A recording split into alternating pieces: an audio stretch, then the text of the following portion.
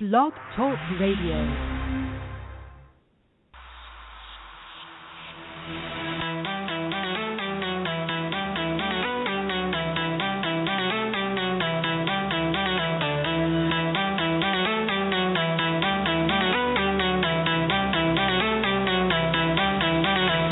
Welcome to the Earth Experience with Kalina Angell.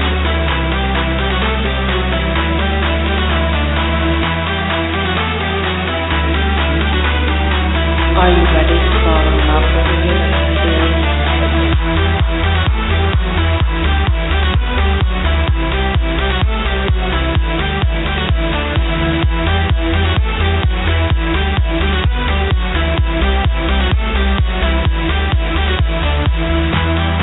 Are you aware of the divine soul that you are and why it is that you came here to have the earth experience?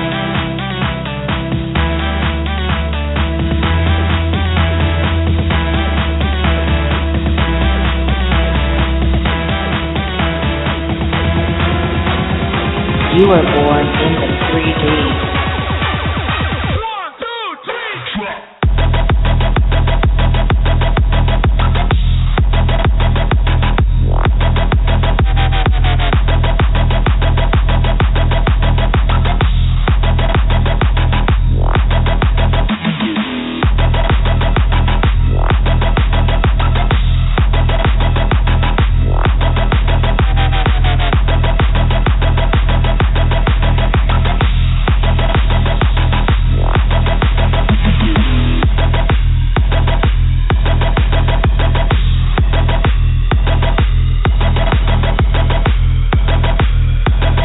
Now you are ascending into the fifth dimensional being that you are.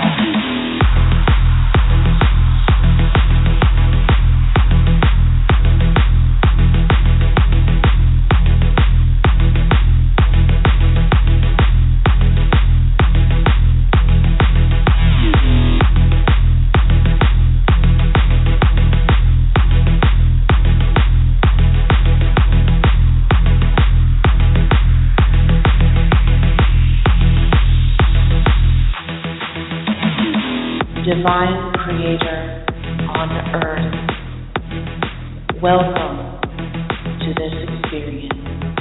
Welcome to this show.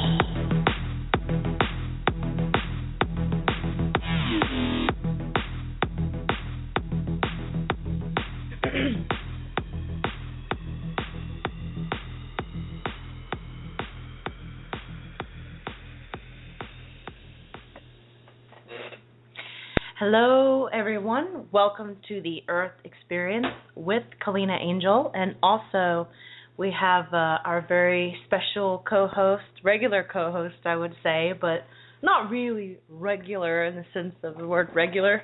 My sweetheart, Rob Gauthier, who also happens to be the owner and creator of the ENlightenment Evolution Network, which the Earth Experience is a part of. So I'm going to go ahead and let Rob say hello before we get into what we're going to talk about tonight. Hey everybody, this is Rob Gauthier. How you guys doing? And thank you, sweetheart, for letting me be a wonderful co-host on this beautiful show. I love being in this energy as often as you let me. Aw, thank you. Well, tonight is going to be, I know we always say it's a very special night, but it is. It's a very special night. We are going to be talking about a topic that I personally find very interesting. You know, when we're little children, we are told that we have five senses. At least that's the old model. You know, we have all the five senses. And Rob, let's name them together. I will name sight, sound, touch, smell, and taste. And of course, some would argue that we have a sixth extrasensory perception, although there are some scientists or scientific models that might claim otherwise about ESP. And so I want to get into that. I was thinking to myself, you know, how does that fit in this new fourth density, fifth dimensional paradigm that we're finding ourselves in. A lot of us are becoming more and more, quote unquote, psychic. We're experiencing more of that extrasensory perception. A lot of us are opening into channeling, and so I thought I'd explore that with Rob and myself, talk a little bit more about this topic, and then we're going to bring in TReb and Aridif, who Rob channels. And I'm going to let Rob talk a little bit about TReb and Aridif, who they are for anybody that's new. First of all, let's give them a little definition of channeling, speaking of extra senses. All right. Well, most people's perception of channeling is that an entity or a being or a spirit or something that is not a part of your regular self will attach its own energy to yours and allow your own physical body to speak and to have them speaking through you. So some people call it conduit channeling, some call it spirit channeling. There's a lot of different names for it. Even some consider it a classic version of mediumship. Well, there are different kinds, too, sure. Like trance channeling, conscious channeling. Well, absolutely. And ultimately that can mean what exactly? Like, we know that you channel extraterrestrial type 1s who have a very, I would like to say that they have a very spiritual slant on things as far as the teachings that they offer to us. But what are the other kinds of entities that you've run across with various channelers? There are collective entities, which are multiple groups. Like the Earth as one is one voice, one energy. And the Abraham Hicks channeling is a part of that collective energy. Not necessarily the Earth collective, but it's similar to that. It's a very good Earth, or it's a collective energy overall. And when we look at collective energies, this can be as simple as 100 or 103 of one type of entities gathering together to make a voice, or it can be as many as an entire planet. There are also archangel entities, which are, I still really don't know what an archangel is. I've talked to TReb and Aridif. They clear up a little bit, but it's pretty complex, the matrix energy, all that stuff. I think Daniel Scranton, who one of the many entities, he channels Archangel Michael. Yeah. He could probably give a better definition of that. So, Daniel, if you happen to be listening, please call in and give us a little bit more insight on that. So, but I also feel like a lot of people, they channel their higher selves. Sure. Just various aspects of themselves, whether it's an entity that could be from their future self. That seems to be very common. A lot of people have guides. I think there are a lot of people who they channel their own. There's people that channel ancestors, for instance, and loved ones that cross over. A lot of people that are known as mediums or psychics, they're also different kinds of channelers. So before we get into tonight's topic, why don't we also let everyone know who is new, the entities you channel, TReb and Aridif. Can you give us a brief introduction of who they are? And I apologize for those of you that already know, but we want to make sure that we welcome everybody and everyone is in the loop for tonight's show and understands who TReb and Aridif are for the later part of tonight's show, so that they'll know who it is and they'll know what kind of questions to ask. Well, sure, and I guess the easiest way to describe them, you had already done a pretty good job of explaining who and what they are, and basically what that amounts to is that these entities are what we perceive as extraterrestrial. They're, I guess they're extra, not just extraterrestrial really, but they are extra-dimensional. They are not from the same energy zone or harmonic level that we reside in. They're on a whole different dimensional level, higher vibration of physical makeup. TReb himself is an entity who I met several years ago, about 7 years ago. I've been channeling for 5, and he is a reptilian hybrid from Capella, and he's not the same kind of reptilian from the Draconians or Dracos or Earth reptilians, the ones that humans aren't too fond of. He's actually just a regular reptilian animal from the Capellan area that was mixed with future human DNA, which is Nihal. So these entities are very peaceful, very loving, type 1, which means they're not going to step on free will. They want to embrace, they want to connect. That would be TReb, and he's great, and he's a very heart-centered energy. Now, Aridif is the one who I've only really started channeling on a regular basis recently in the last 6 months. Before then, I joke around with Kalina. I always say he's like a movie star. Yeah. I had to get a hold of him a month or two in advance and had to have an appointment set up with him. Basically, his energy wasn't that available for me, but the more I grew into myself, the more the energy aligns, and now that bridge is continuously open. And yeah, and that's because TReb he likes to divide up his consciousness, so he can literally be with us, he can be with his family, he can be with friends, or just he's able to split up the consciousness, whereas a lot of entities like Aridif, who are sixth density entities, tend to like to put all of their conscious in one area, but he didn't just split off a portion of his consciousness just to hang out with Rob and with me, but they come from the ancient Pleiadian race. They're Denebians now. They're like around the Deneb star, and I lost my train of thought. Where was I? Well, you were talking about who he is and how they split off consciousness and how he puts his consciousness into the area. Yeah, I lost my train of thought, unfortunately. Sorry, guys. Yeah. I've been doing that a lot, the whole time. It's almost like I go somewhere and come back like, wait a minute, where was I? Oh. But, well, we're describing who Aridif is for the new listeners, too, and that's a very simple thing. He is Aridif. I remember what I was saying. He didn't just split off for us, but his race have been imparting knowledge, offering knowledge to humankind for many thousands of years. And, of course, then there was the quarantine that a lot of you know about. They're type 1, so, of course, they honored that. They're not going to push any of that because the collective free will wanted to kind of, have their own energy, so to speak, their evolutionary energy until they open up more.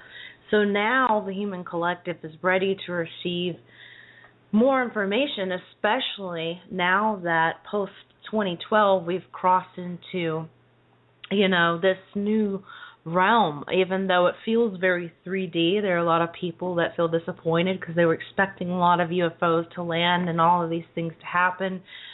But the thing is a lot of us, because we're so used to the 3D, we're still playing out that 3D paradigm, but we actually are fifth dimensional, fourth density entities now.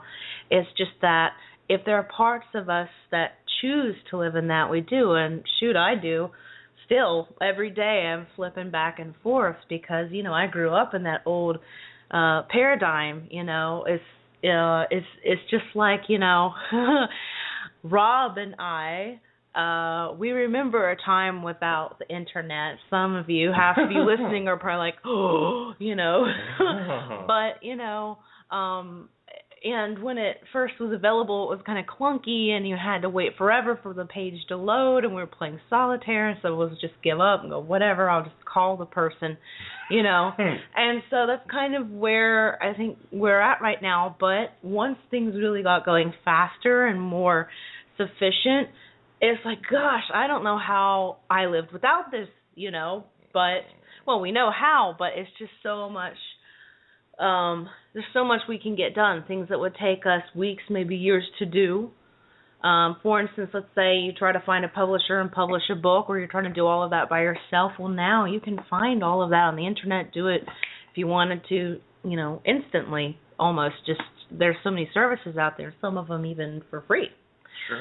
So it's really amazing, and so I kind of think that's synonymous, an example to what's going on now is we're kind of, we've gotten the internet, or in this case, we're getting these extra senses, we're evolving into those, and now we're going to learn how to navigate into the smoother part, because right now we're in the dial-up stage, and I know at least half of you will know what I'm talking about, the rest of you I'm afraid you're going to have to Google that. You're lucky you didn't have to deal with it, let's right. just put it that way. Sweetie, was there anything you wanted to add about TReb or Aridif before we get into tonight's topic? My one thing that I try to relay to everyone is TReb and Aridif are great. They're really huge energies, really powerful messages. But a lot of people really get stuck in the what's and who's of TReb and Aridif, and I understand the need to break that down. But my suggestion is when you listen to the words, listen to the message, feel it in your heart. The reptile thing is really big for a lot of people with TReb, and because of that, they won't listen to necessarily what Aridif might have to say. But I say strip away their identity and listen to the message. If you don't feel comfortable with who they are, just listen to the message itself. Yeah. Listen to all parts that don't involve them talking about their personal life, and it can make sense. Yeah. It can be real heart-centered. Well, that's the other thing I want to say is that, you want to listen to your heart. What's right for you is perfectly where you are, and when we take callers later tonight, you don't have to just ask questions to Aridif or TReb. You can also share a story or give your own feedback or feeling or channeling, if you will, about this topic that you want to share from your own heart, because this is a space that, like I said, experience, and I know that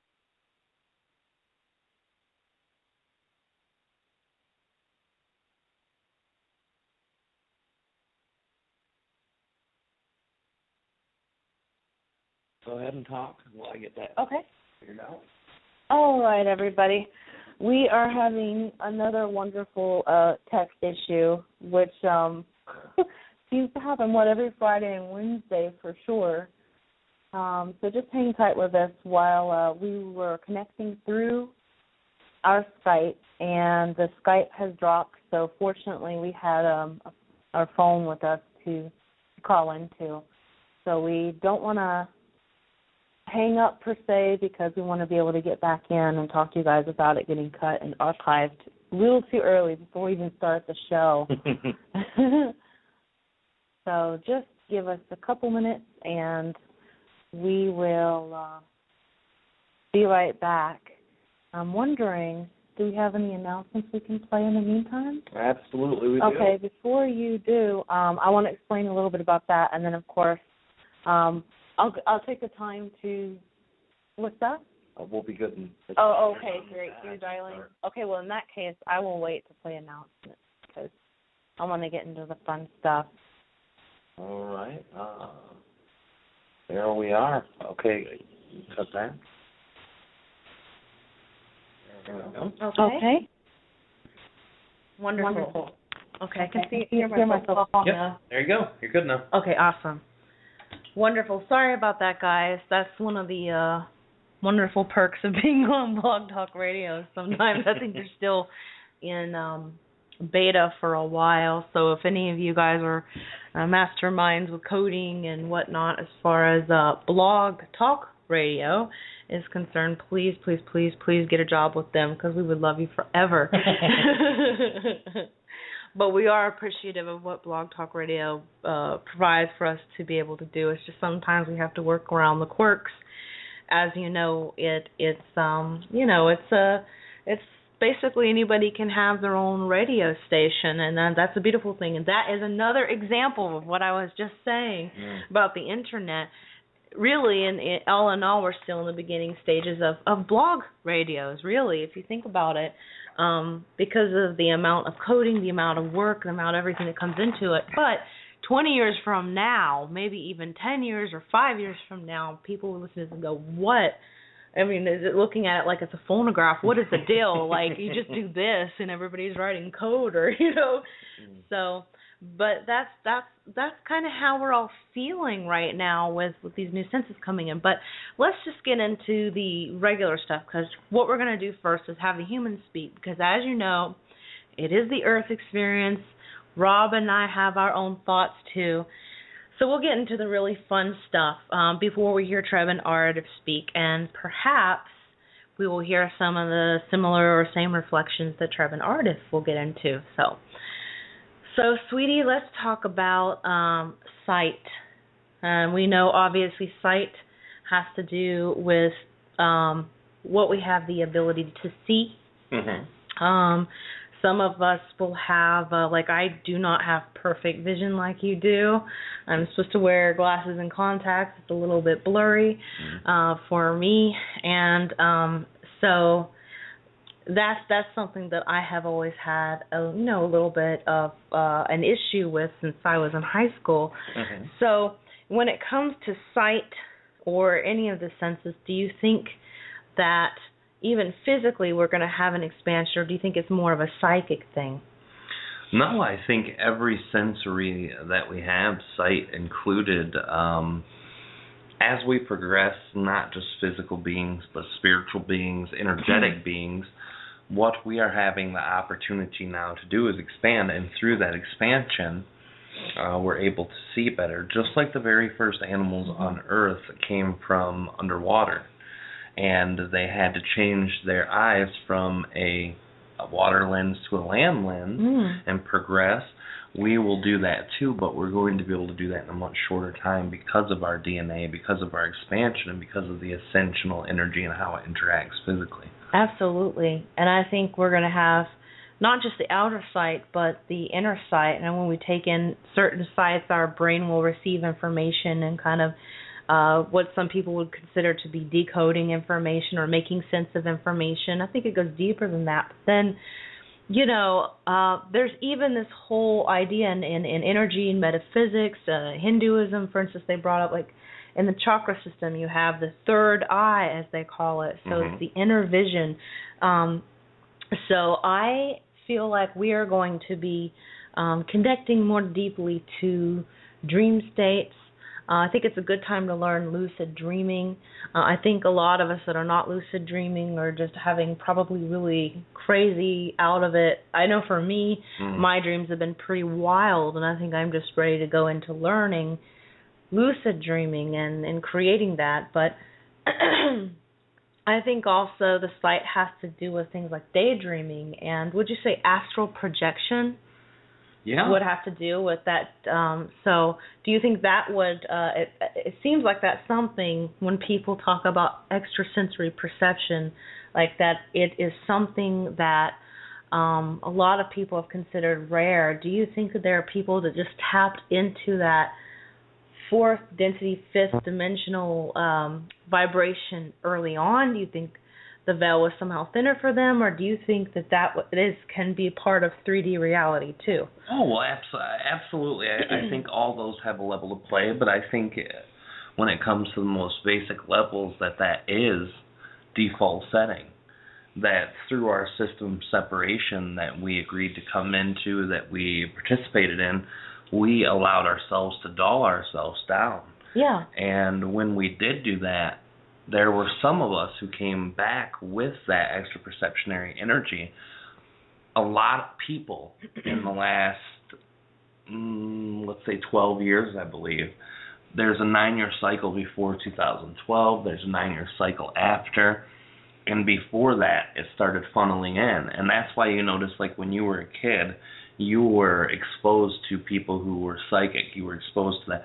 You've seen that there was that community. I have not seen that. Mm-hmm. But when I look back at people like you who have been around it their whole lives, all of them have said the same thing. In the last 9 years, it has funneled through, or in the last 12 years, there is a huge amount of jumping in consciousness with people who never were able to have. Some people believe psychic ability are born with.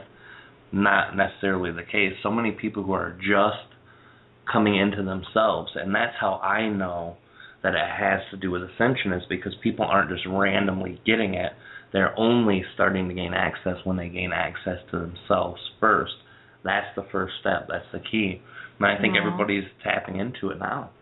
Yeah, that's just truly amazing. And, children seem to have, it seems very common, you'll see children with ESP or some people might consider it to be wild imaginations, but a lot of the children that are encouraged to have these quote-unquote wild imaginations actually grow up to show that it's truly ESP or extra senses, and so they'll have these gifts as psychics, intuitives, channelers, or even like healers.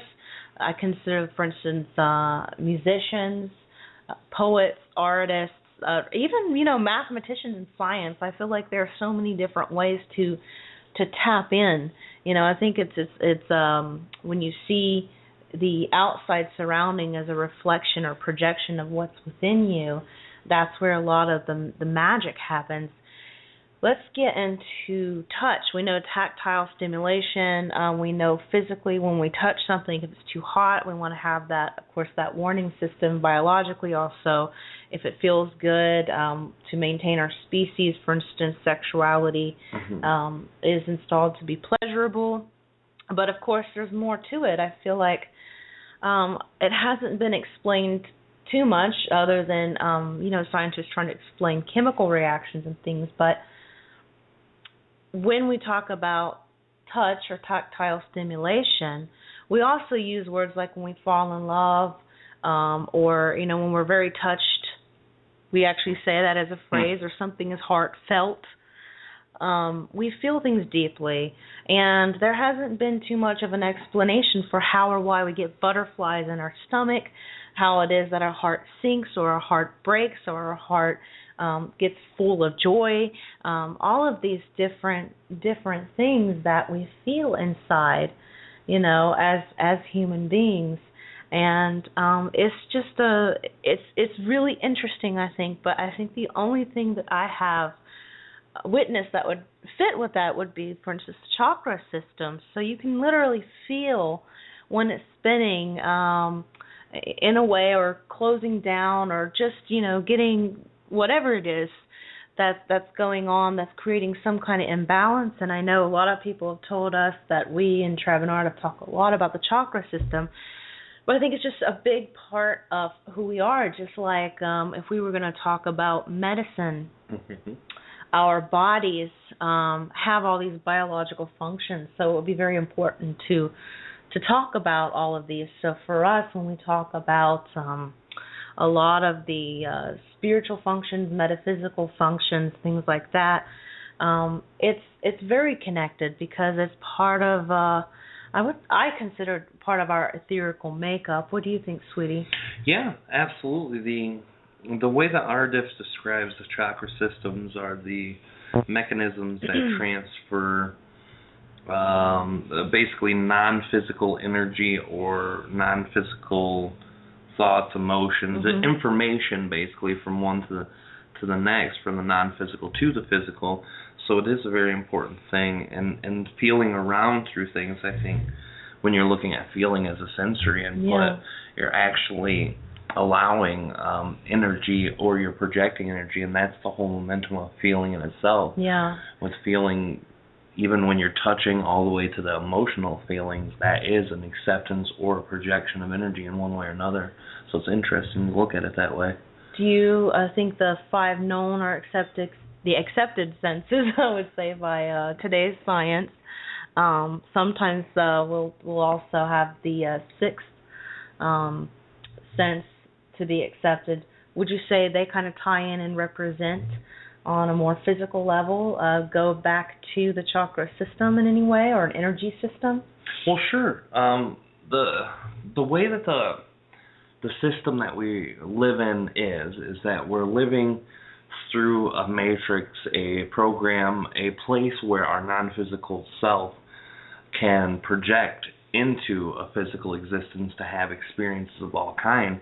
And through the chakra system, all that information is relayed, but it's also, the matrix in itself is a projection of our consciousness as well. So when we're doing these physical things, sexuality, fear, love, all of these emotions and physical feelings and all the physical things that we're doing there, it's at the greatest level a projection of our inner self. It's a projection of our non-physical self. Like, you're watching two people having a sporting event, and they're hitting each other. Let's say they're playing football. They're bumping up against each other. That is a physical manifestation of non-physical things within them that need to compete. The anger, the frustration, the love, the competition itself.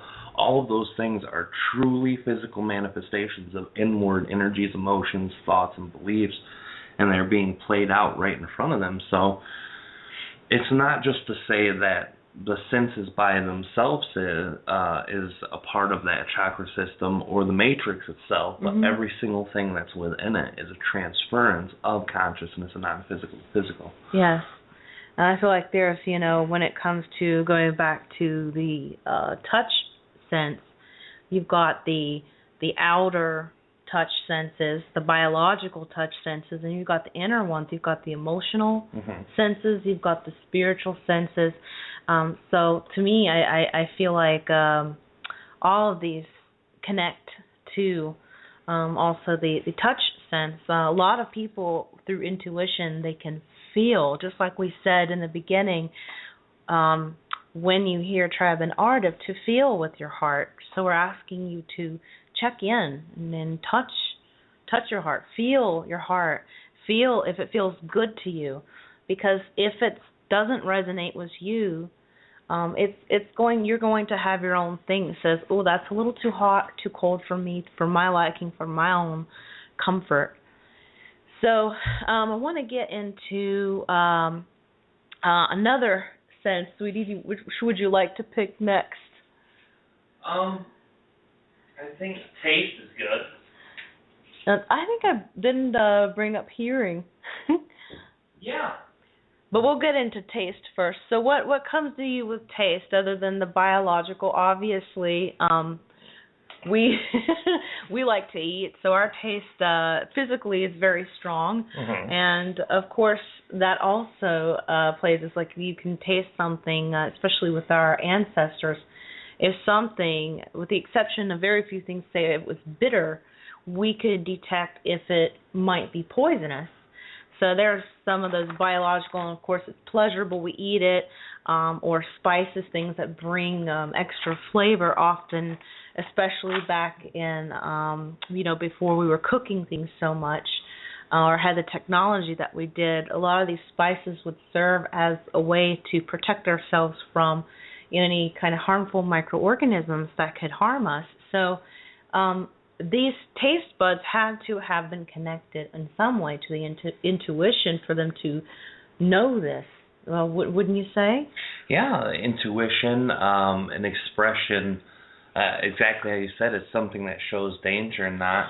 But to me, taste that runs a huge parallel to preferences in the non-physical sense, and it's really, to me, it looks like a manifestation of preferential energy.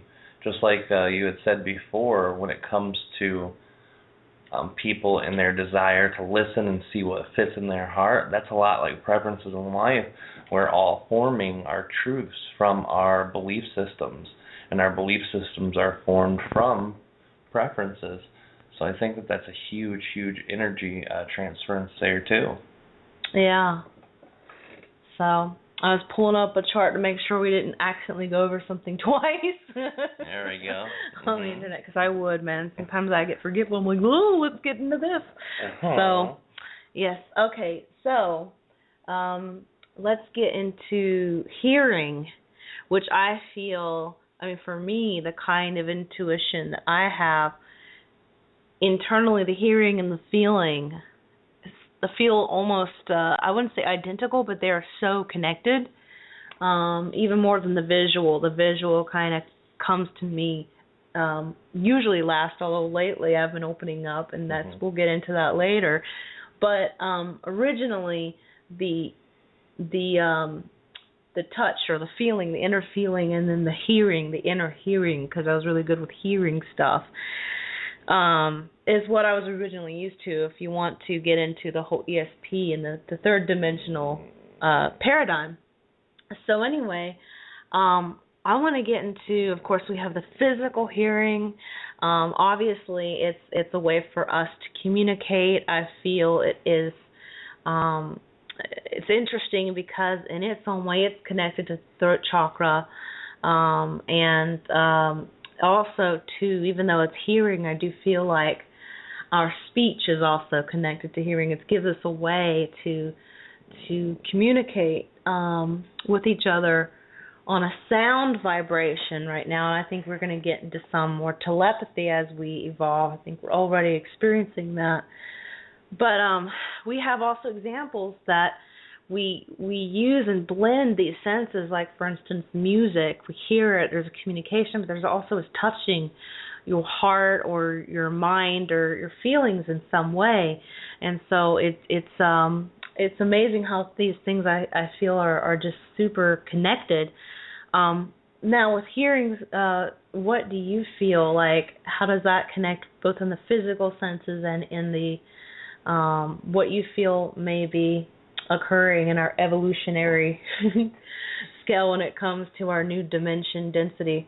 Sure. I think when it comes down to it, hearing is something that we have done with our physical body for so long, and very randomly have we, or very seldomly and randomly have we actually listened to the inner hearing portions of us. But I think now in this new evolution that we're going through, I truly believe that that's going to be a huge, huge part of it, is no longer hearing, registering, and discerning on an external level, but an internal level. And instead of, you can watch a movie, and you know if you like it or not within that moment, but it takes you a long time to really wrap yourself around it, to know the deeper meanings, the deeper energies, the deeper beliefs behind it. Sometimes I have to watch 2 or 3 times to some movies are set up so complexly, but the 10th time you watch it, you still don't have everything. But that's going to come much quicker on that level. And through that discernment is where we really find out a lot about ourselves, even in this now moment, if we allow ourselves that.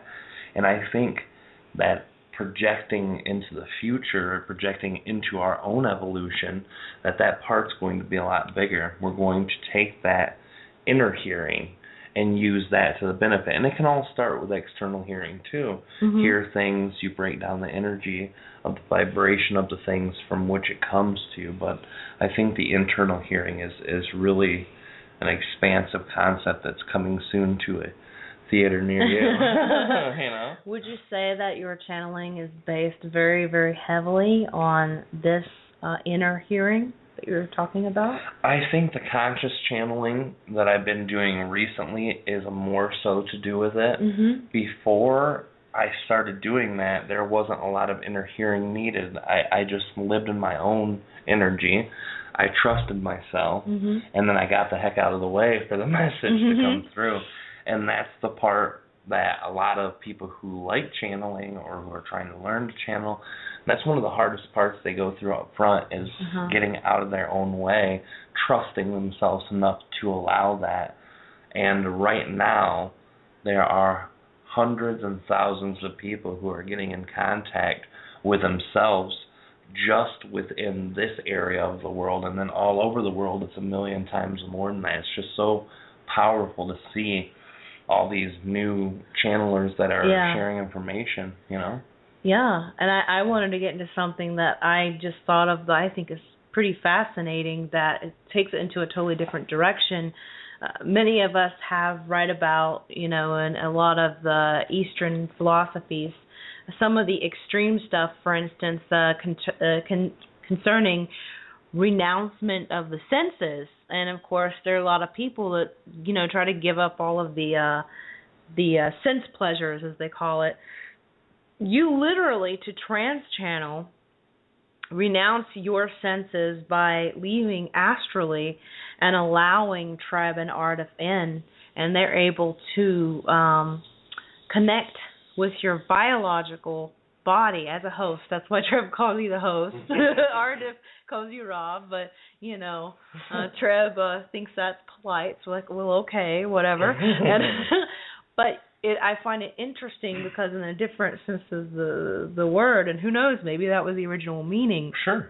You were renouncing your senses to allow in, and that can be very scary for a lot of people, which I think a lot of people will want to conscious channel. But for you, there's a very fun trade. You actually go and you visit TReb, because as we said before, you split up your, not you, but I guess in a way we could say you do, because there's still a little portion of you left, you know, in there. But you go and you have your own experience with TReb, because TReb is able, as we said before, to split up his consciousness. So you have your own adventures while we get our adventures of talking to TReb or Aridif. So I find that very interesting. So in truth, you're not really renouncing anything, but you are offering as a gift to the human collective to allow them in, because you trust them.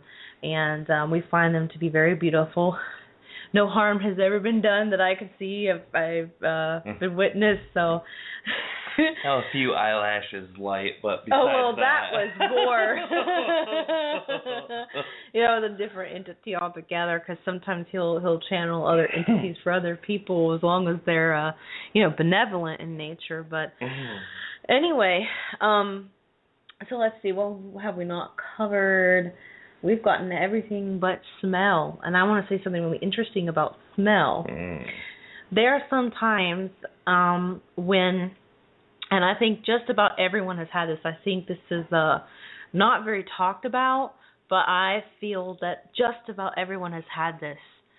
You're walking down somewhere, and especially if you're feeling particularly good, or you might be thinking about, a deceased loved one, and all of a sudden you will smell a certain perfume. It smells like them. Or you're having these really high, really how do I put it? This very high voltage thoughts or feelings in your heart. You're feeling really connected with all that is, and you smell. Like for me, a lot of times it's these flowers, gardenias, which was my grandmother's on my dad's side mother, and I have a tendency to smell gardenias, and when I feel like she's around, or when I'm having certain thoughts, I'll just smell these wonderful scents, and I'll be looking around, and I'll tell you one of my experiences. I was walking around in Chicago last year, and it was. Everybody knows how bad it was last year in Chicago, ice, city, all of that. There weren't any flowers around, I promise you. No flower shop, even nothing. There was no way I could have smelled a flower, and it definitely wasn't me, even though I, lots of times like to wear incense oil. It was so strong, and so I think a lot of us, when we have loved ones that visit us, we'll smell a scent that they wore, or when we have angelic presences around us, we'll smell that, and I think that's one of the first things. Now, as far as physically the biological function is concerned, again, it helps us, in our environment. All of these, when we're connecting to the biological function, is definitely connected to the root chakra, the biological function alone. It helps us to decipher what to eat, if we're in a place that's dangerous or pleasant. So it's quite remarkable, even just in its physical functions alone. But I'm curious to see if you or TReb or Arda feel like these will also expand on a biological level, and I also want to talk about the internal, what's going on, or is it more of the same, just expanded, or? Yeah. Sure. For my own experience when it comes to that, biologically and physically, obviously, every time that we expand inside, we expand on the outside. So that sense of smell is going to increase as we grow and evolve as humans. But the one thing that really interests me is how strong and how potent the sense of smell comes when it goes to consciousness as it is right now, let alone when we project. There was a doctor who I believe had did some studies in the early 1800s, and what he had said is that there was a smell of some certain kind of cookie, and as he smelled that cookie in his adulthood, it brought him back to a very strong and vivid memory of his childhood with his aunt. Memory is very associated with scent. Yes, and that's something that he found that through the brain wiring, that trigger of smell can route a pathway through your brain that forever connects one thing to another. This is why that gardenia smell comes so strongly. You associate it with your grandmother. When you feel your grandmother, you smell it, or when you smell it, you feel your grandmother. Both ways that goes. And that's a continual expression of how powerful our consciousness is.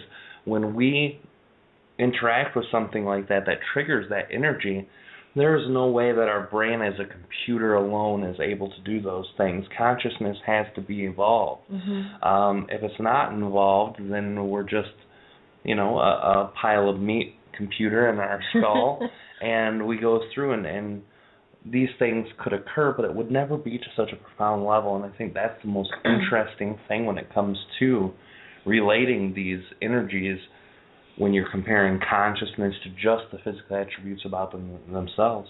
Oh, yeah.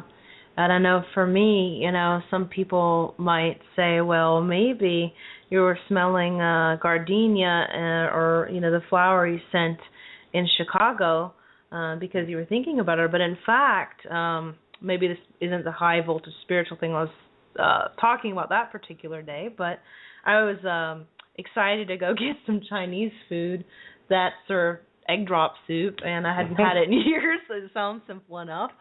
So my taste senses were very excited, and I was just kind of like, oh, God, let me get through the cold, and let me walk quickly, and then I smelt that scent, and it had me stopping, and yes, it got me back into those memories. It was just wonderful, and I think that's one way that is also telepathic sometimes, when we suddenly check our surroundings and realize, whoa, that could not have been, anywhere else, because I'm smelling it. There's this actual physical scent coming in, and I'm looking around and I don't see any explanation for how that can be there, So, very amazing. So we've gotten through the 5 physical senses and our take, just touching upon what we think it could be. I want to get into talking about it from a higher perspective. We've gotten a little bit into the 3D model or paradigm model, and just kind of bouncing around ideas for what we might hear, and also kind of pointing out that all along we've already kind of had these little mistings that we know of with our connection with our senses, going beyond just the biological. So what we're going to do is, first of all, we have a couple of callers with their hands raised. If you want to talk to TReb or Aridif, or if you want to share your story, your feelings about the topic, the view, or a little bit of both, because I'd love to hear your feelings and viewpoints, you can do that and then follow it with a question for TReb or Aridif. So I want you guys to feel free to connect in with your own senses. You can also, just like I said, you can share your story, or you can do both. Please, if you ask TReb or Aridif a question, one question per person, but please, if you do have something you want to share from your heart, the way I see it, we're all in this together and we all channel. We may not be as fancy, some of us, as Rob, but I think we are headed in that direction with this new fourth density model. I think, 100 years from now, people will be like, what was the big deal with this guy anyway? We're all going to be doing it. So to raise your hand to talk to TReb or Aridif, or share your heart, or both, we would like you to call 347-308-8788. Just dial 1 on your keypad to raise your hand. If you're listening via the link, or if you are from overseas, please feel free to join us via Skype. If you have a Blog Talk Radio account, and that's free, by the way, as a Skype, you can connect those two, because if you're listening to the link, you will actually see a Skype icon on the video, and then you can actually click on that. As long as you're signed into both Blog Talk and Skype, you'll see that little icon appear, and then you will also be able to call 347-308-8788 and just pull up your phone, the little dial pad, and just hit 1. Same way as the phone. So please feel free. We would love to hear from you guys from all over the world. What I'm going to do in the meantime is play our announcements. And these announcements, do we have the updated ones up there? I'm going to look, but I think we're still on last week. But it should still be good for today. What we can do is, I think this is it, and that should be okay too. We'll go through those announcements. There's only one announcement I had to add, and we could do that before or after too. Okay, sure. We're going to be putting up some new announcements in the calendar soon that we're going to do, so it's always updated. But these announcements were originally November 3rd through 9th. What they really are just an overview of the different shows that we have on the Enlightenment Evolution Network.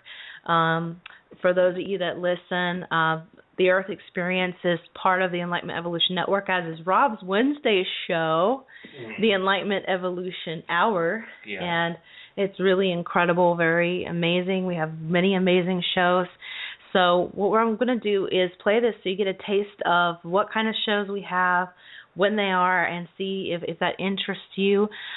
With that said, I also want to say that each show comes with a disclaimer. We all have our different viewpoints, as do guests that we have, and even callers. But that's so that we can share openly our hearts. But just so you guys know that any opinions that I share or anybody shares, it's not necessarily the opinions or viewpoints of the Enlightenment Evolution Network, but we want to create a space where everyone can share their realities with each other.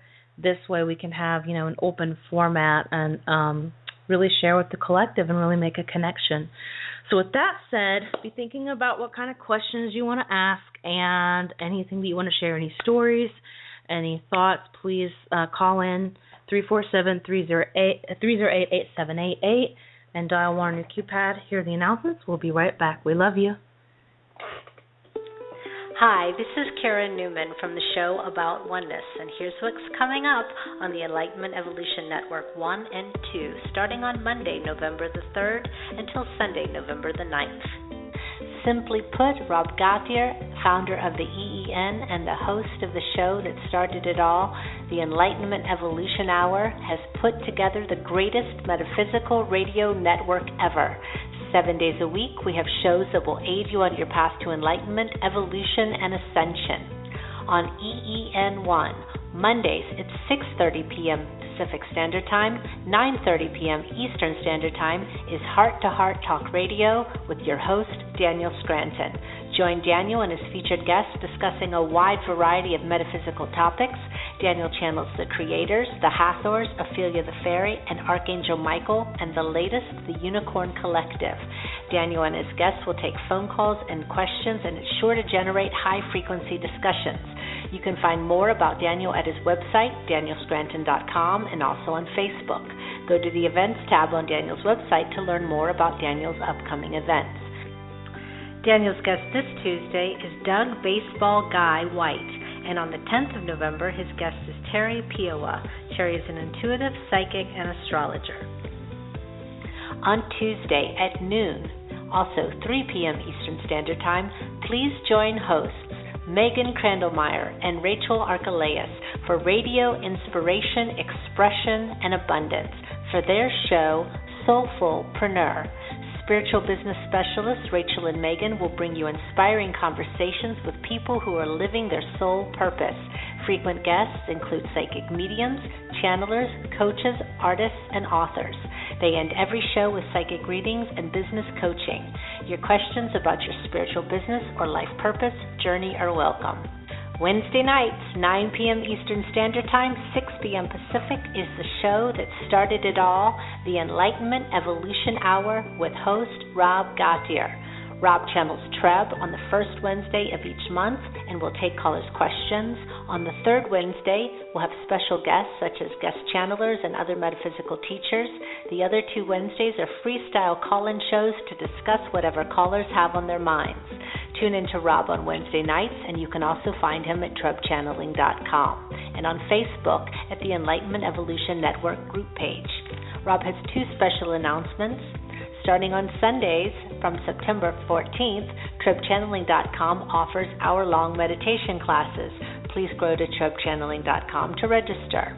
Another project near and dear to Rob's heart is the much-anticipated sequel to the groundbreaking film Tuning In, called Tuning In Now.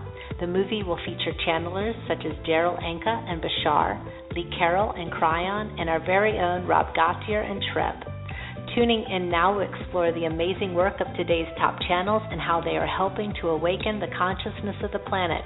The film is in fundraising stages at the moment, and with a contribution for as little as $15 all the way up to $50, you can help make sure that this film is made.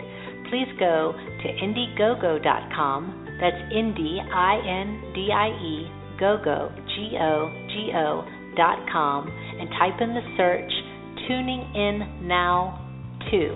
That's the number 2. Tuning In Now with the number 2. On Thursday nights, 9 p.m. Eastern Standard Time, 6 p.m. Pacific, join host Philip Malika with the Consciousness Evolution Hour. Join Philip and his special guests and co-hosts as they discuss the shift, ascension, timelines, metaphysical concepts, and the fifth dimension. Find Philip at the Consciousness Evolution 2.0 group page on Facebook and on YouTube.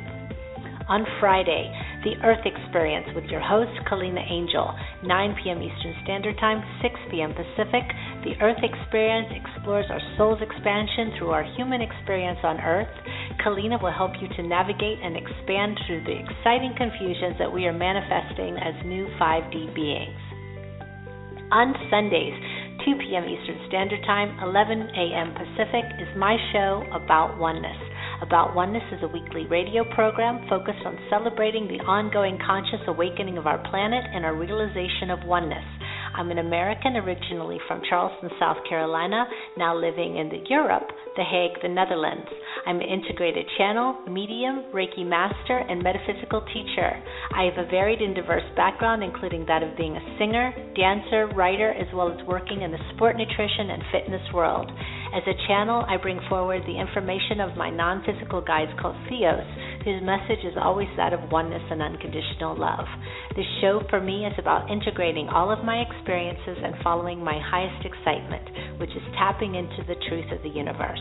If you would like to find more about me and my show and my upcoming guests, as well as see many videos and channelings and teachings, you can go to aboutoneness.com.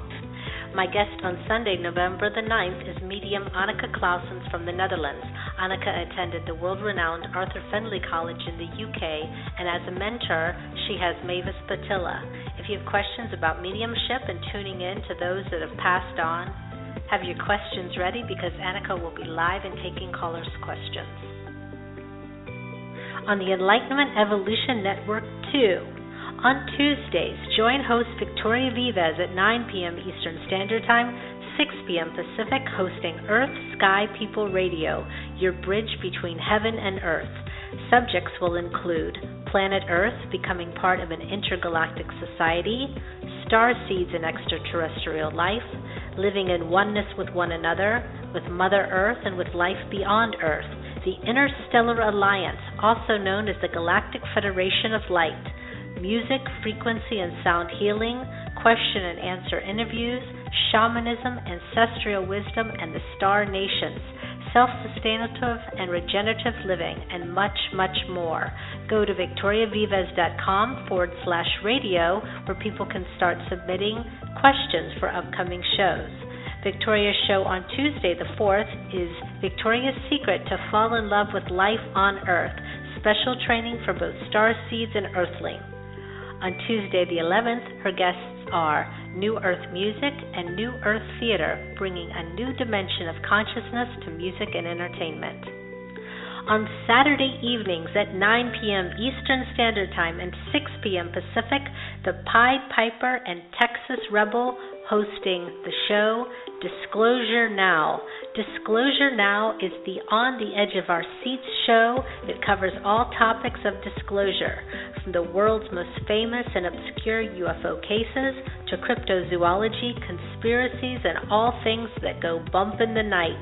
Pied Piper started his journey in Michigan in 1993 as a preteen seeing Bigfoot and never could get enough of investigating all things paranormal. Texas Rebel is a wild Texas man who loves the same journey and has studied these same things for years. Join them as they cover all things in the human experience that just cannot be answered by anyone. Listen here and call in on the number 347-215-8586. Coming soon on Sundays at 4 p.m. Eastern Standard Time, 1 p.m. Pacific, The Resonance and Tension, hosted by Soul and Neil Gar. The Resonance and Tension show is dedicated to all things frequency and vibration. They will showcase conscious musicians who infuse frequencies into their music and have set out to uplift and raise the vibration of humanity through their music. They will have in-depth discussions with various artists about their passion, purpose, and personal journey that led them to where they are now. Additionally, they will routinely have guests on the topics of free energy, technology, and other quantum modalities and technologies that are coming into existence now. The Resonance Intention is a platform for artists, musicians, and inventors to increase awareness of their personal approach in order to contribute to the paradigm shift we are currently within. And remember, you never have to miss any show on the Enlightenment Evolution Network 1 or 2. All shows are available to listen to again immediately after they air on playback. All right, back to the show. All right, everybody. Welcome back to the show. Rob is in the process of neutralizing his energy so that he can connect with TReb and Aridif. So just be thinking about the question that you want to ask them. Remind you, one question per caller, but you can also share your insights about the topic, any stories, and of your own feelings. We would love to hear that too. So just take some deep breaths. A lot of times I know people get a little bit nervous talking to them, but they assure you we're all equals. They just have lots of extra experience, and they also understand very well when it comes to this topic tonight, the evolution of the senses.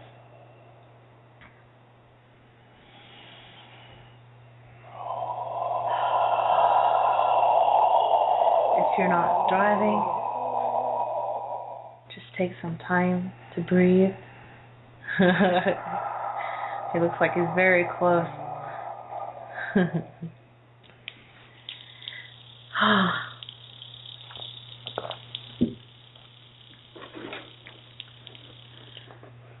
You'll hear some wonderful, unique oming, depending on who he brings in. Feel free to om or chant along with him, any mantra, anything that makes you feel comfortable.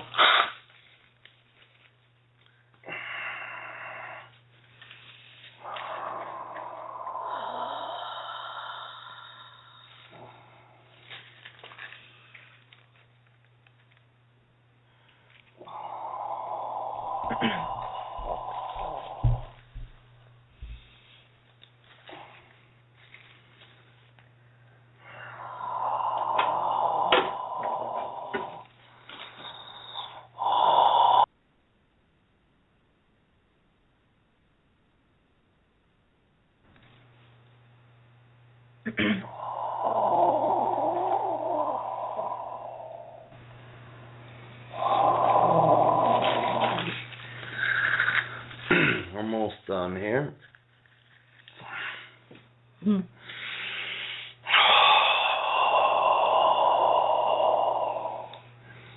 I'm going to temporarily move the microphone back just a touch.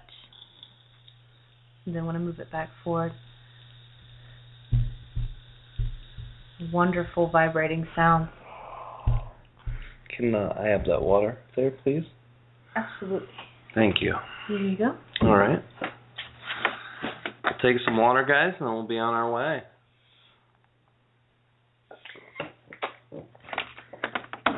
Water is a very, very helpful element, isn't it? It is very helpful. Before I started channeling, I never drank water on a regular basis. I was a Pepsi drinker for many years, and I still have my occasional Pepsi here and there once in a while, but I like the water. It helps a lot with the channeling.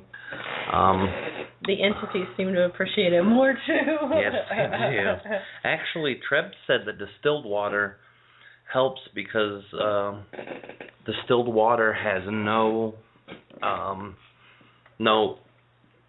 elements in it like spring water does, no minerals, no ingredients that slow down electrical transfer on a cellular level. So when you're drinking water, your cell, all the way down to the cellular level, is saturated with the same water that you're drinking, as your body's 80% water. And the less minerals that are in there, the more electricity flows through, which is better conductivity. Better conductivity is better function. Better function is better channeling. So. Oh yeah. Well, of course, for me, it didn't resonate quite with my own heart. But sure. That's because I recently found that I was low on some certain minerals. Yes. That could explain why I felt better with spring water. So, absolutely. Isn't that amazing? Just because something might be the main exception, there's always the exception to the rule. So that's what we mean, paying attention to your heart. Feel if it feels right to you.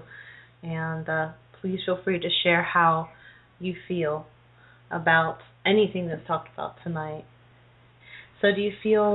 Yeah, I'm about ready to start channeling. I can hear a little bit of your voice coming through that open-end speaker. Yes, that's just so I can hear the callers. Maybe the volume goes down a little because I think it's carrying. No? Okay, I see. Okay. I need to hear. Okay, absolutely. I need my physical hearing senses. I hear you. All right, I'm ready when you are, baby. All right. Everybody, just breathe, relax. Remember, it's a reflection of the information that provides you the greatest connection and conductivity within yourself, so have fun. And you have fun too, baby, and I'll see you guys when I get back. Oh, thank you. All right, I'll move the microphone closer once they come in.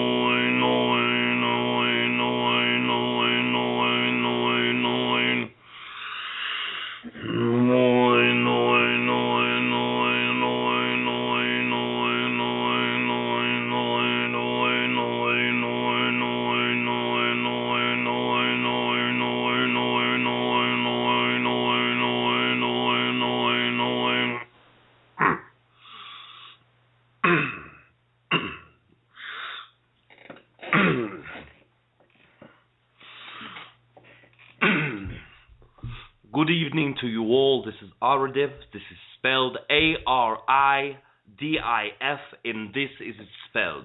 I know that this evening you are speaking of sensories, both of the physical and metaphysical levels, and with this we may begin. Oh, hi. Thank you, Aridif, for being here. Yes, and thank you. It is a pleasure to be around your energy again, Kalina, as well as all those who co-create in this evening. Thank you. Oh, thank you. Okay, so I'm just going to jump right into it. I was thinking earlier about our five senses and especially how it relates to how it's going to be evolving as we get more and more in depth into our fourth density, fifth dimensional selves. What is it that we can be expecting?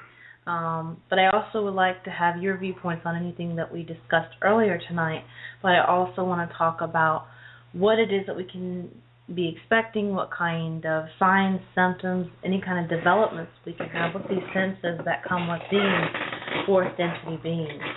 Yes, we understand what it is you are asking. Before we start to express any ideas on the senses itself, you all are loved. And this is important for you to remember, as all information is worthless without love.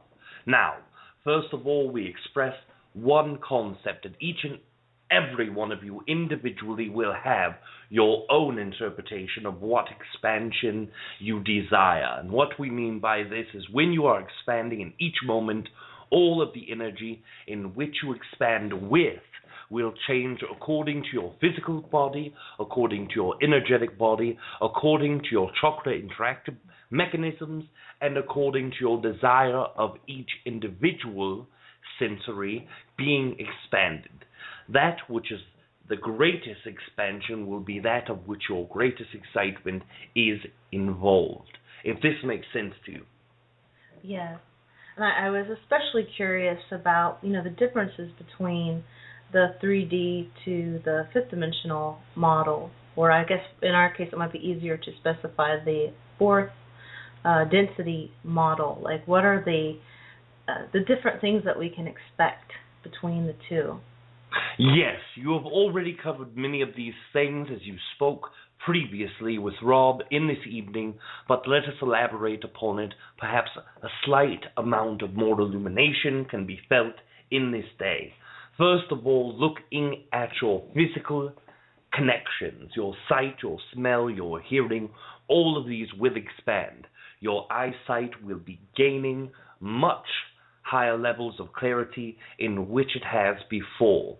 The human physical eye has been a tool of magnificent change and evolution from the beginning of your human experience. Now that you are within a fourth density consciousness, the level in which it expands will forego any concept of growth in which it has had previously. Now, let us qualify this by saying your physical eye, the mechanism, the individual component that your eyeball is one that is already functioning at a very high level. Many of you are having difficulty with your sight as per individual agreement with your physical body, or specific things within your energy is beginning to become gummed up or plugged up, and then you are manifesting this into illnesses with your sight. This can be reversed, and it can be overall alleviated. Now, what you can do to do this will vary. Each one of you are having a different experience, a different trauma with energy, or a different mechanism within your energy that is causing specific manifestations of your physical eye to not function in the way that you desire this. So, each one of you must look within yourself, see what it is, see the greatest emotional complex within yourself, figure out what it is that is causing this mechanism, and break that down from there. We have shared many things with humanity at this point that will allow them to extend within themselves. So what we suggest is look into these finer details with your 10 steps or shadow work or whatever that you wish to call this. Use these things to your benefit. Use them to look within yourself and expand. Find your own answer of what is within in that moment and work upon this. just by doing your work, just by doing the looking in that can be done within all of you, this will start the proverbial domino effect within yourself energetically as well as logically, mentally, and physically to start your newfound enlightened eyeballs. Yes, and I just want everybody to know a little side note, the 10 steps or shadow working, as you had said. We know there's been a bit of delay, but we will be announcing when that'll be published just soon. We're creating Aridif, his own website too, so it'll be up there as well. You were talking about the physical senses of the eyes. Is that the same or similar kind of mechanism if someone's wanting to have inward sight? Is that something that, you know, when we talk about, for instance, extrasensory perception, are these things that we, as when we were 3D people, did we have access to these too, or is it just that we're diving deeply into it, or is it just that we're kind of re-accepting it now? What is the explanation behind that? Well, there are many explanations, as all of you are aware. The greatest point of energy in which you can be a part of within the third density consciousness was not even scratched within the majority of the human collective. The human collective has had many entities upon your planet in which did look into the upper echelons of what third density can hold for you. Your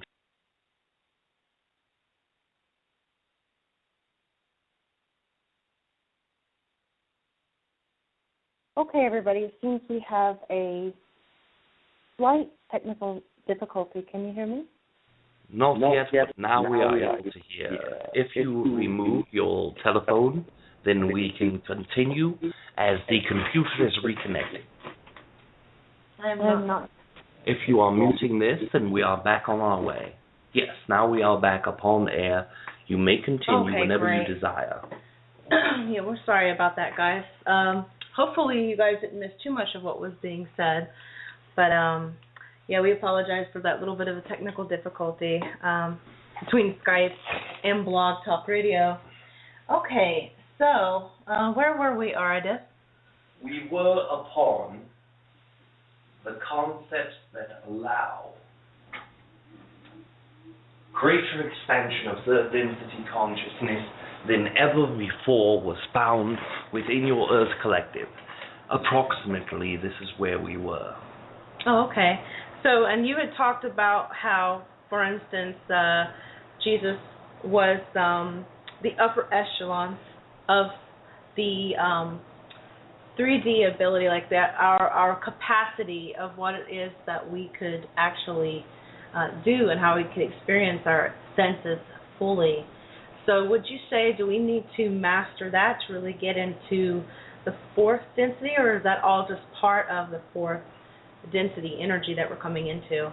When you graduate to this fourth density, it is not a standard that must be met before taking on. It is not,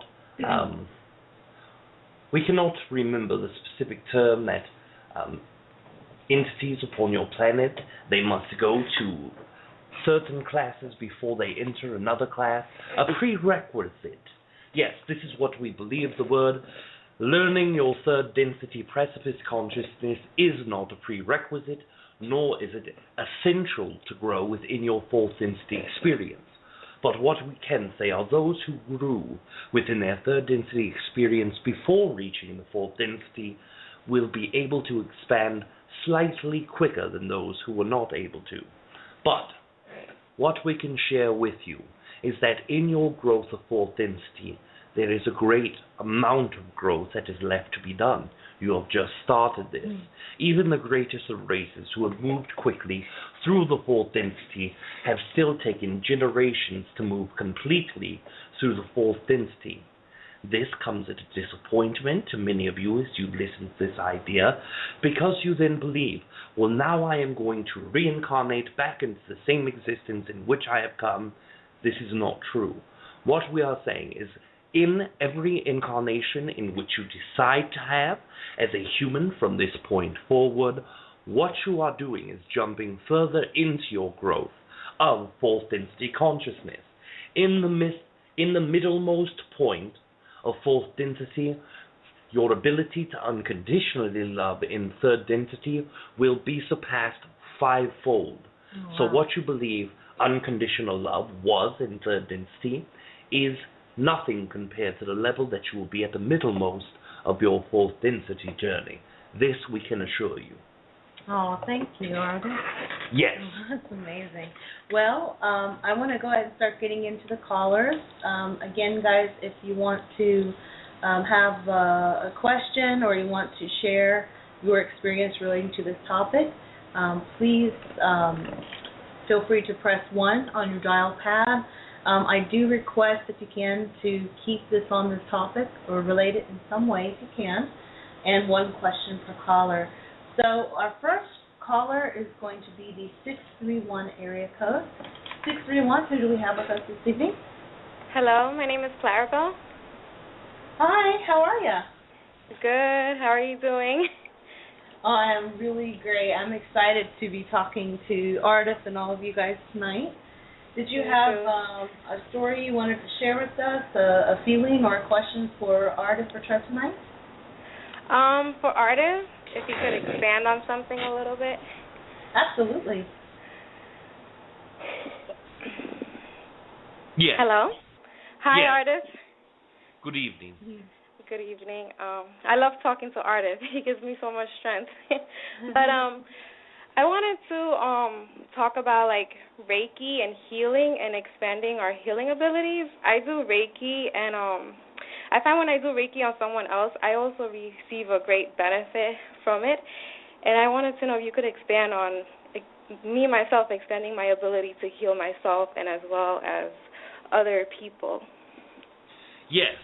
Quite simply, what we can share about this specific Reiki energy, sharing and healing yourself, realigning others' energy, using your energy to finely tune that of other energies.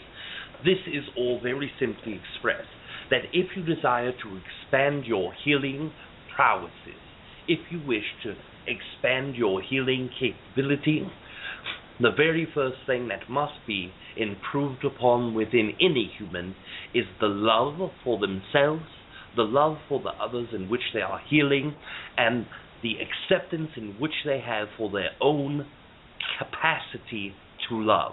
This is what is most essential.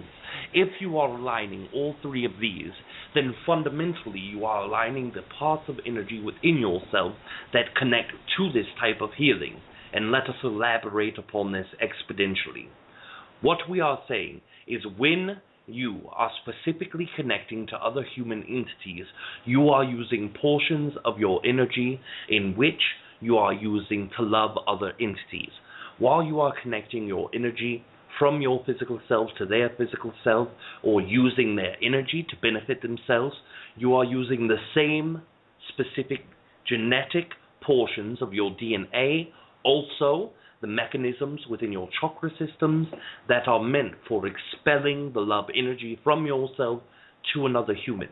So by building your capacity of love for humans around you, you are building the very most basic mechanics of Reiki healing when it comes to connecting to others. Now, what we can say of loving yourself, this is the same mechanisms, the same genetic DNA base of connecting to your own energy so that you may connect to others' energies. This, again, is running parallel with both of these ideas and concepts.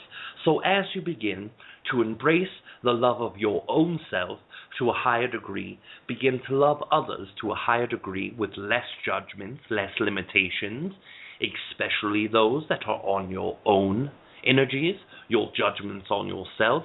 This will create a greater amount of energy to heal with, as well as a greater alignment of energy and the capacity of the mechanism that works within transference of energy from non-physical to physical levels. This is the very first 2 steps.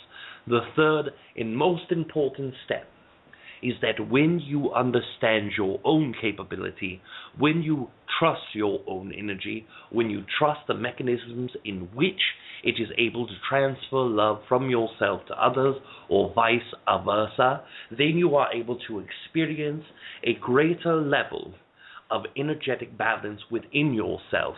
This is the very first basis of healing. When you are healing others, you are connecting your energy to them, and this must be a balance within you. You understand the energy of giving too much of your own energy away, or of taking upon another's energy to too high of a degree. These three things are most essential, not only in the principle of healing, but the physical, non-physical, and related mechanisms that are involved. Thank you. You are loved. Oh, thank you, Clarda, also for your wonderful phone call. And I also want to ask a question from the chat room, Arda, to you. Yes. We have someone who asked, and I think this is a great question.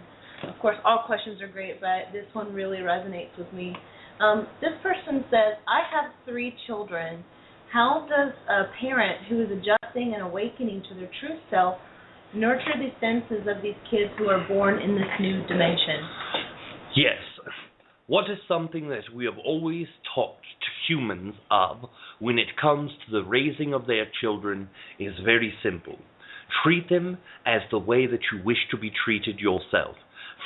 Do not take liberties upon knowing what you believe is the best alignment for them. We understand in smaller ages, where their physical capacity is not in the same rate as what it needs to be taken care of in other situations or environments, that you cannot guide them and lead them to your greatest thought, greatness or greatest thought, improvement upon their own means and own desires. But when it comes to the most essential portions of your existence, when it comes to the decisions that are made of one's own excitements, then allow them the freedom to move freely. Just as you do not wish to be stifled by other entities, your workplace, your governments, your predecessors, you do not wish for them to dictate in each great detail what it is that you should do with your existence. This is the same to your children. If you are able to love them to the highest degree available, if you are not placing judgments upon them frequently, or if at all, if this is possible, this will allow them an energetic space to grow into what they wish to grow to. Now, we understand the properties and the principles upon your planet of discipline. We understand that your belief is that if there is no discipline, a child will run wild. We understand your thoughts behind this. We see the logicness behind this. But logic does not dictate the greatest portions of growth within yourself. What we can share with you specifically is that if your specific punishments that you give these children are in your mind, what it will take to protect them, what it will take to make them walk this fine line, what you are doing is suppressing their free will. Now, we understand that sometimes when children are not left under the eye of the parent, that they will get into different things, such as sexuality, such as drugs or drinking. We understand this very greatly. But often, when a child is not told frequently that you should not do this, their attention will never go to this. And if for any reason their attention does go to this, it is a learning experience in which they are desiring. Now, if a child is drinking, and the child says, I am now drinking alcohol, I am told all the time that I should not drink this, therefore I should try to drink this, just as your human condition, as many of you call this, what I do not have is what I wish to have the most. This can be an effect. But let us say that you are very relaxed of this. Then the child's mind will enter the situation quite differently. It will express to itself, I wonder what it is about this in which all my friends make a fuss. They drink, the taste of it is very disgusting, they spit it out, and never again do they feel the need to drink until your beliefs of them being old enough or approximately around that age, they perhaps might desire to try it once again. But what we can share with you, the consistent nagging or dragging them through your specific relationships, your specific wishes and desires, or your own past that you are projecting upon them, does not benefit them whatsoever. In fact, it does quite the opposite. So what we can tell is love them unconditionally. Be truthful with them by speaking to them of your desires. I hope that you do not take upon unprotected sexuality because you could impregnate another child in your teenage years, and this could be very difficult for you. You might be in a place where you feel that you are stuck within one person that you must be with and take care of this child, or you will not be able to take care of this child properly. Whatever it is that your mind believes is correct, always be truthful with these children about this, but never place this in a context of expressions of dominance. Always place this in a context of love and caring. I hope that when you come to this area of your existence, that you can make the correct decision for yourself. And in my experience, when I have seen others who have delved into this behavior of sexuality before a specific age, often this happens to others. I do not wish to place this information with you to make you afraid so that you run away from what I am telling you I do not approve of, but what I am doing is giving you one perspective, and you must make of this as you will. Again, you are seeing behavior that if any entity were to interact with you, you would desire the same respect. This is what we can share. You are loved. I want to interject a little bit of a human perception, if I could. Yes. Let's pretend like this child is 3 and they're wanting to cross the road, or let's say that they live in an urban area and they want to make sure their child doesn't go dashing out into the road. And you had mentioned about not establishing dominance, but you want to make sure that the child does not go dashing in the middle of the road so the child doesn't get run over. What are your thoughts on this, and what kind of style we could apply to making sure the child is safe but without being so forceful? Because there are some situations that I think it's important to make it very clear, and sometimes it does seem like you have to control. So what are your thoughts on something like that? We are not saying do not prevent physical harm from your children. This is obviously the greatest action to take within a situation, especially in this specific arena. But what we are saying is when you run to your child screaming at the top of your lungs, you are going to be hit with a car. This energy is not well fitted for the child. It is not going to rub off onto the child well. What you can do is walk over in as calm a way as possible, expressing this is very dangerous. Although the entity perhaps cannot assume to understand what your words are, or your assumption is that it cannot understand, it understands vibration. All entities, from newborn or pre-newborn within your womb area, are always picking up vibrationally. If you approach these areas with fear or aggression or frustration, that is what you are giving your child directly. It is if you are taking it, manifesting it to a physical liquid and injecting it with a needle. This is how appropriate the synonyms of specific energies interacting vibrationally and verbally are truly connected. Okay, thank you so much for that clarification. You are loved. Oh, thank you. I love you too. All right.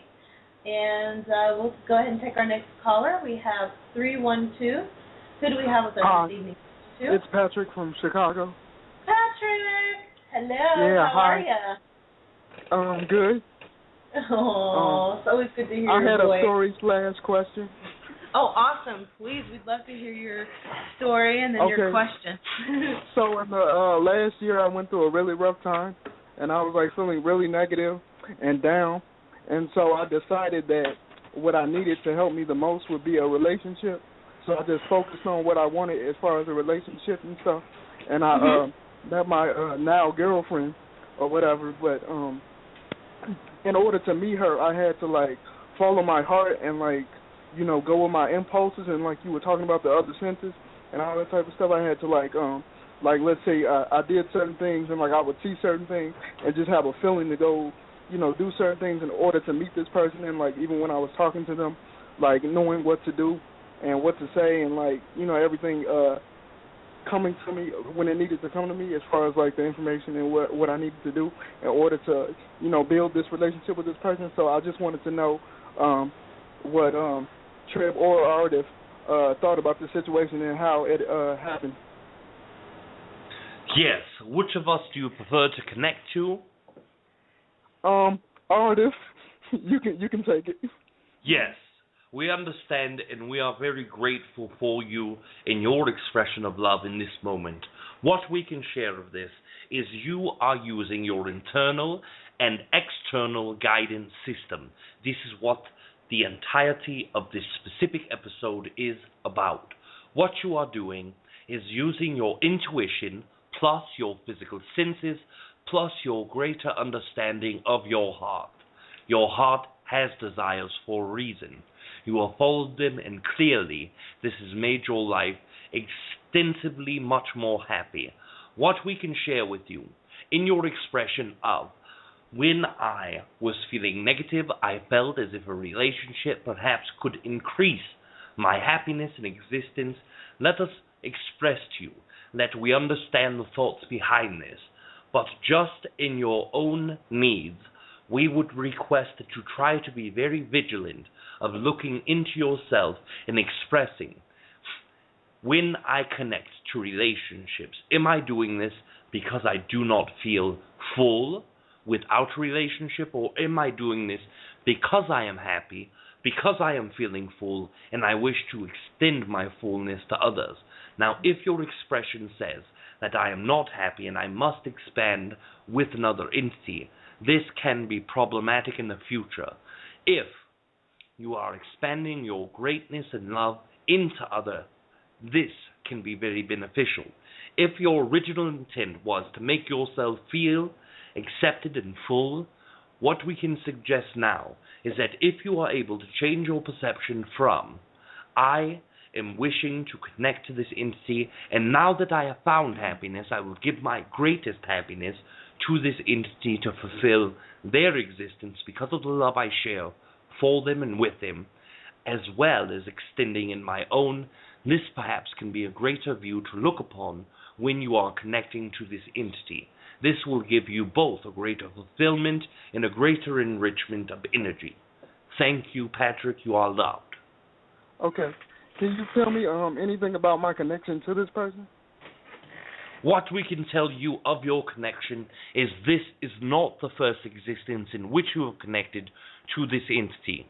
We cannot express the previous amounts of incarnations, but we will express that there is at minimal 4 previous incarnations with this entity.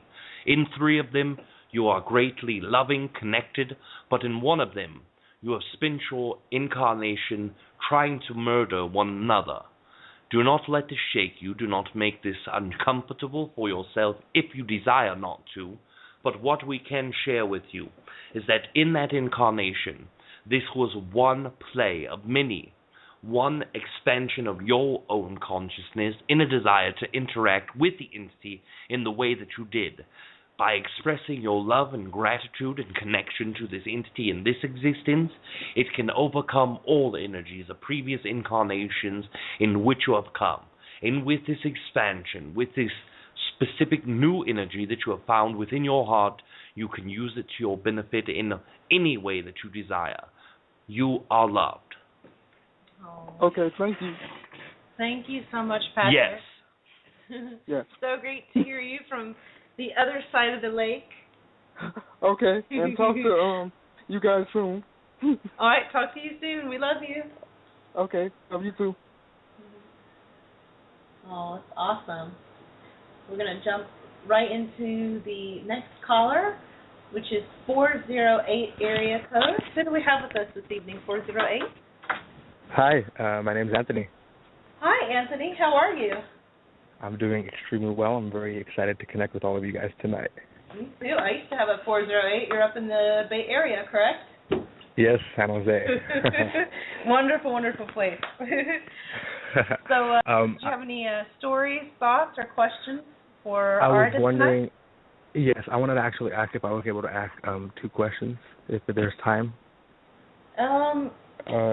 We have one more caller with their hand raised. If you think one of them is going to be quick, then I don't see why not. Okay, thank you. My first question, Aridif, was when I talked to TReb about he was telling about the crystals and all this, and I got really excited by it. So a couple of days later, I went to an island off San Francisco, and I went to a crystal store, and I purchased 3 different types of crystals. I was wondering if you could. I wanted to ask more about this being from Lyra. He wanted to have a direct or more of a communicative style relationship with me. I was wondering if these crystals can help amplify this connection, or if they can do anything with this. And the second question was, when we were talking about the levitation with crystals and sound vibration and energy, did the Mayans levitate with their aura electromagnetic energy, or did they use like the sun and all this? I'm done. Yes, first of all, we wish for you to qualify what specific crystals that you have now occurred within your own physical space. Do you mean the names of them? Yes. One was a regular clear quartz crystal. Yes. Another one was a Lemurian seed crystal, pretty thick in size. And then the last one's a pretty long crystal, and I believe it's selenite is the name of it. Yes, we are looking into the energy of these. One moment. Thank you. Yes.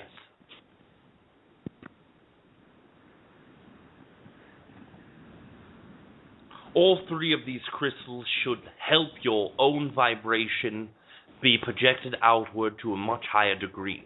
What you can use these crystals for most specifically is interacting your own third eye, throat, and crown chakra to expand the vibration of these. This opening allows more transmissional quality within your vibration. It allows your own transmission to be amplified by approximately 2.6 times the amount of normal waking consciousness. The more that you practice upon this, the greater this number will expand also. Now, when we are looking into your Mayan question, what you are asking is what specifically, if which electric magnetic energy is doing what? I was doing some research and I found out that our bodies have an electromagnetic field. Yes, so I was wondering, they do. I didn't assume that they had wires back then, so I was assuming that they used like natural things that they discovered. Did they use their energetic body field, or like? This in a collective way, yes. They are not using one individual human body to project an electromagnetic field. But what we can share with you is that through the collective of multiple humans, they are then connecting to the electromagnetic ley lines within your Earth's original property. This is the informational lines that go from one area. Some of you deem these to be called dragon lines, ley lines, or electromagnotherical energies within your planet. Their energy was connected and amplified to such a degree through their own understanding of sound vibration as well as energetic circulation. This caused a co-creation with the larger electromagnetic energy, which then incurred a specific energy that allowed them to lift and levitate these large stones. Okay. Thank you very much, Aridif. I appreciate it. Yes, you are loved. Thank you, Anthony, for your call. Thank you so much for taking it. Night. Okay. And I see one more caller with their hand raised. And it's like a Skype caller. It's Liv or Live. Oh, no, I think that's what it comes in. Hi, Kalina. It's Roxanne. How are you? Hey, Roxanne. How are you? I'm wonderful. Hi, Aridif. How are you? We are doing very well, and how are you doing in this evening? Awesome blossom. I wanted to tune in. I don't have a question. I just wanted to make a comment about, you remember the gardenia thing you were talking about? Oh, yes. With the grandmother and the you smelled that area, or how did you say it exactly? When you smelled the gardenia. Yeah, are you talking when about you were talking about when I was yes. walking in Chicago? Yeah, you were talking about the senses, and that's the whole idea that I was staying with is the understanding the senses and what I've experienced, and I want to relate that to you, but I want to hear how you did it first. Oh, how I did it? Well, this is just one story of many.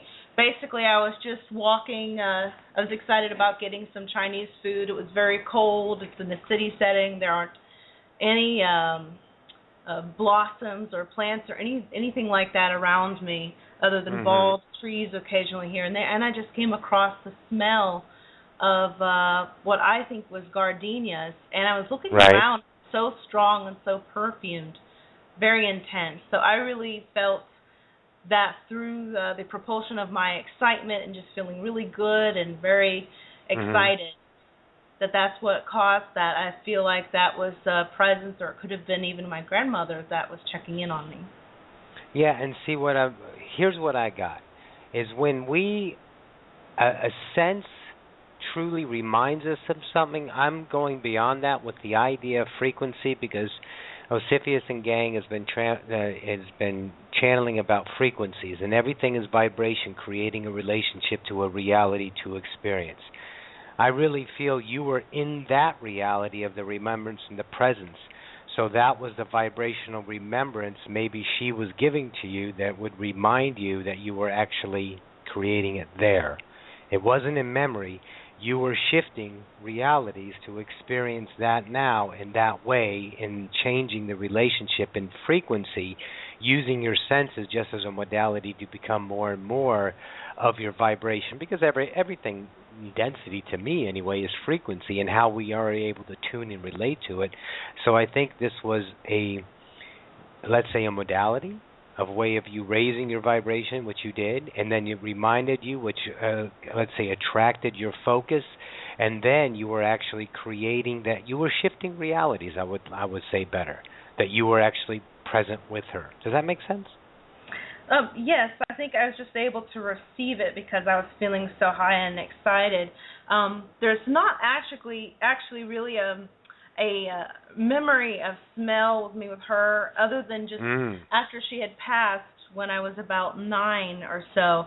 My father had said that her favorite flowers were gardenias, and so in my memory, that was more of passed down what my dad had said. So I think that's the way, since I knew that little bit of information about her, that it was her way to kind of connect with me. But I wasn't even thinking of her in that moment, but I think when we're in our high excitement and in those vibrations, that helps us to receive connections from others, be it entities like our wonderful artists here, or loved ones that have crossed on, or even just a telepathic message. You know, sometimes you'll be thinking about someone, all of a sudden they give you a call, you know, and you might even feel or smell their presence. There's so many different senses, internally and externally, that can be expressed. Yeah, and I think the senses are like ways to get there. I don't know. Does that make sense? It seems that they're like ways to get there now or something. I don't know.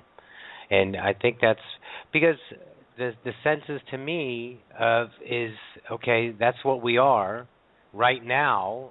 Again, the ESP, telepathy, sixth sense, I think even awareness counts as a sense.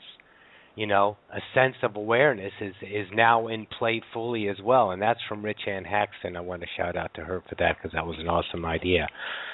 But I think the 5 senses that we're using are the frequencies available to expand, like Aridif said, with sight, but it's all of them, and I think those triggering ideas give us new vibrations to, let's say, equate it to, bringing in maybe not just in memory, because memory is given in the moment.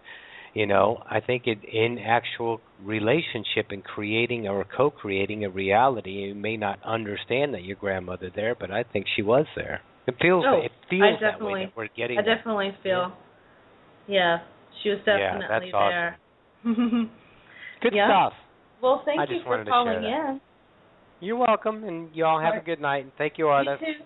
Yes, and thank you as well. Good evening. Good evening. All right. So, was there anything else that you wanted to add to tonight's topic, or? We will give way to your great friend TReb Bor Yit-Ne to close this evening in the most proper and fitting way. Yay. We bid you adieu. Love you, Aridif. Thank you so much. We love you as well. Good evening.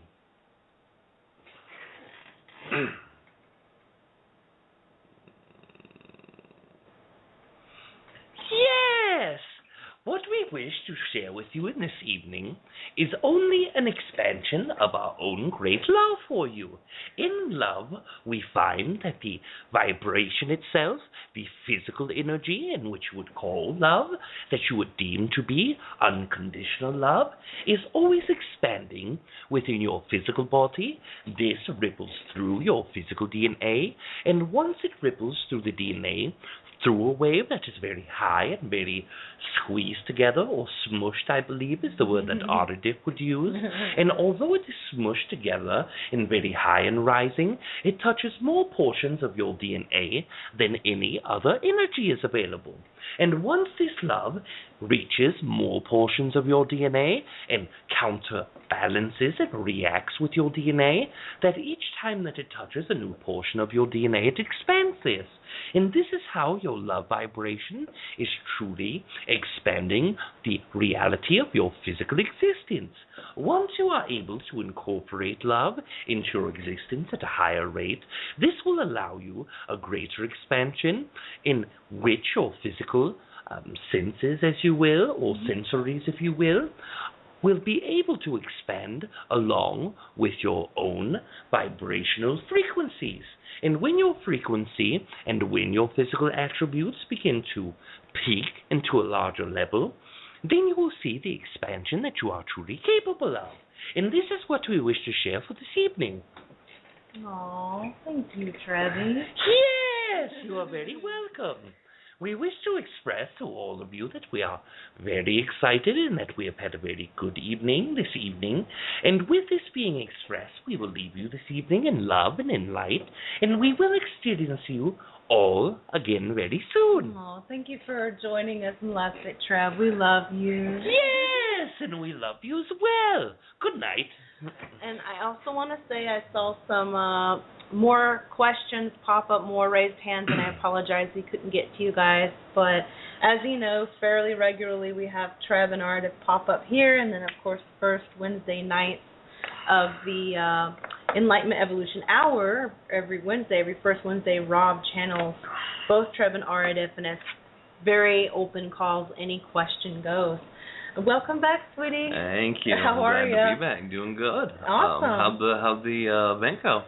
Was really awesome. Got some really great questions. Had some surprise callers pop up. Just really good questions. Good. Well, I'm glad to hear.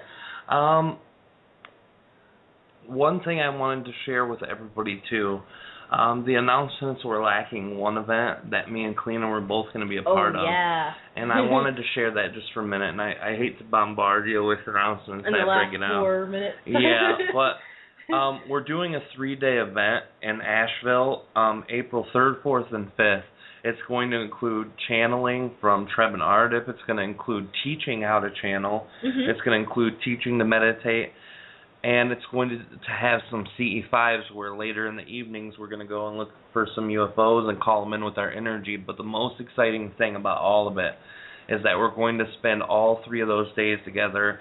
There's only a spot for 30 people. We've already got 3 sign-ups, which means we have 1/10 of the seats filled. And when we do this, we're all going to watch the lunar eclipse together. That's when it's set on. A great energy for all to be a part of. So I just wanted to share that with everyone really quickly before you wrapped up everything for the evening. Thank you. Oh, thank you for putting that in there. And if any of you guys are wanting to do that, I was thinking, and I hate to put you on the spot, Kalina, in the last 3 minutes.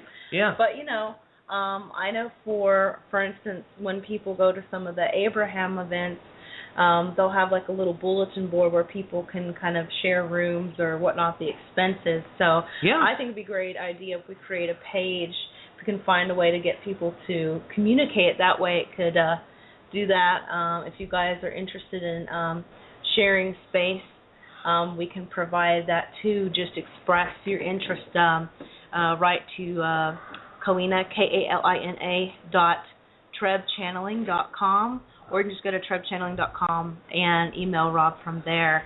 But let me know if you like that idea. And if you do, I can help pair you guys up for that too. I'll make a page on trebchanneling.com tonight what you do if you're interested in going to the event and maybe sharing some expenses. Because I know some of you are flying, you may be flying from overseas and, Yeah. be more excited to, share the expenses, but also have someone who can maybe show you around. What I'll do is I'll go under the events tab, which is where the workshop is for it if you want to sign up or look at the details. But under the events tab, I will do a thing called events sharing. Mm-hmm. And what that means is you go on there and I'll set it up where you can leave a message and then I'll post it publicly.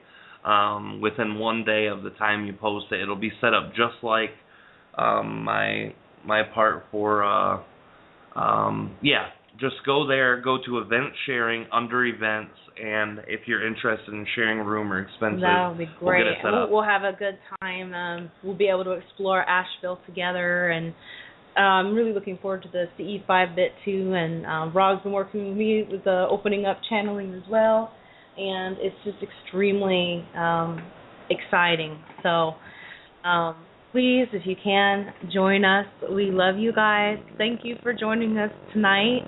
And we will see you all next week on Wednesday and Friday, 9 p.m. Eastern Time. We love you guys. Have a beautiful night. Love you guys. I'm going to take it out with Ari, Sweet Santa Hartsfield.